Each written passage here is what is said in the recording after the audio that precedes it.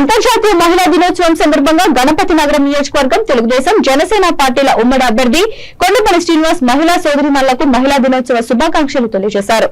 విజయనగరం జిల్లా గణపతి నగరం మండలం మరపల్లి గ్రామంలో మాజీ ఎంపీపీ గంట్యాడ శ్రీదేవి అధ్యక్షతన మహిళలతో సమావేశం నిర్వహించారు. ఈ సందర్భంగా కొండపల్లి శ్రీనివాస్ మహిళల కోసం ప్రత్యేకంగా రూపొందించిన కరపత్రాన్ని విడుదల చేశారు. తెలుగుదేశం స్థాపించిన తరువాత మహిళల పరిస్థితిలో చాలా మార్పు వచ్చిందని, తెలుగుదేశం వచ్చాక మహిళలు రాజకీయంగా ఎదిగారని అన్నారు.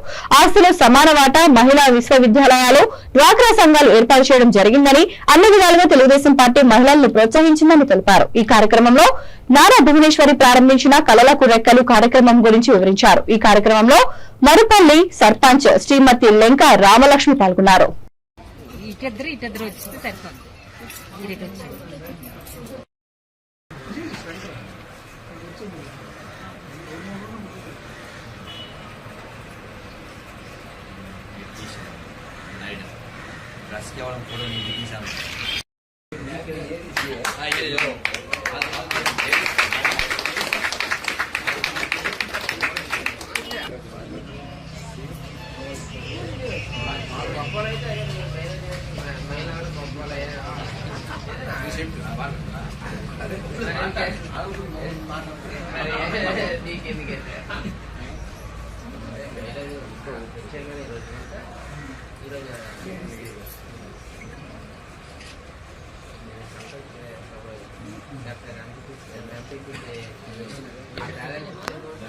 అయిపోయింది తిరిగేదా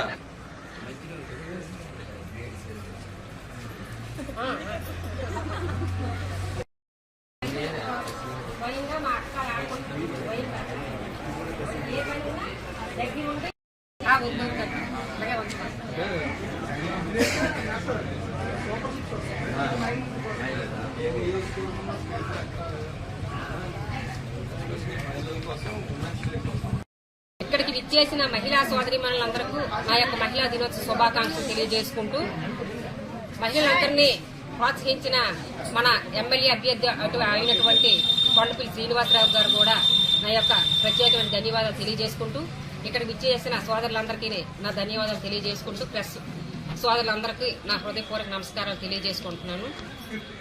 మనందరికీ తెలిసిన విషయం, తెలుగుదేశం ప్రభుత్వం అన్న నందమూరి తారక రామారావు ప్రవేశపెట్టిన తర్వాతే మనకి ఆడవాళ్ళకి గౌరవం పెరగడం కానీ, ఆస్తిలో సమాన హక్కు రావడం కానీ, రాజకీయ రంగంలో మనకి రిజర్వేషన్ కల్పించడం కానీ అత్యధికంగా జరిగింది. అంతేకాకుండా అదే బాటలో నడుస్తూ మన చంద్రబాబు నాయుడు గారు మహిళలకు అండగా ఉండాలి, మహిళ బాగుంటేనే ఇల్లు బాగుంటుంది, ఇల్లు బాగుంటేనే గ్రామం బాగుంటుంది, గ్రామం నుంచి మండలం, మండలం నుంచి జిల్లా, జిల్లా నుంచి రాష్ట్రం బాగుంటుంది ముఖ్య ఉద్దేశంతో ఈరోజు మహిళలకు అనేక పథకాలు ప్రవేశపెట్టడం జరిగింది.